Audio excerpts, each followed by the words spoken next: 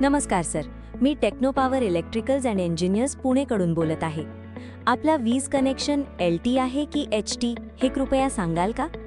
सध्या MSEDCLने वीज बिलिंग प्रणालीमध्ये बदल करून kWh ऐवजी kVAh युनिट्सवर बिलिंग सुरू केले आहे.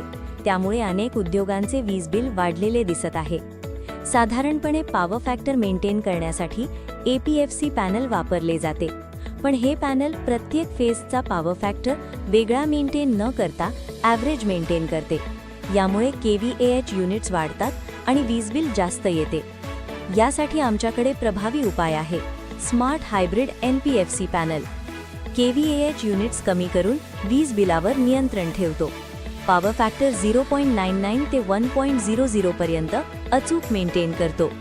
प्रत्येक फेजचा PF इंडिव्हिज्युअली कंट्रोल करतो. फ्लक्च्युएटिंग लोडमध्येही स्थिर आणि एफिशियंट कामगिरी.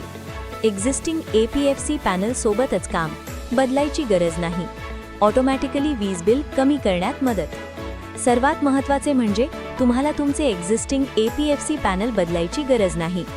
कृपया तुमचे लेटेस्ट इलेक्ट्रिसिटी बिल आम्हाला WhatsApp किंवा ईमेलवर शेअर करा. आम्ही त्याचे ॲनालिसिस करून तुम्हाला फ्री सेव्हिंग्ज रिपोर्ट आणि सेव्हिंग्ज चार्ट देऊ. धन्यवाद.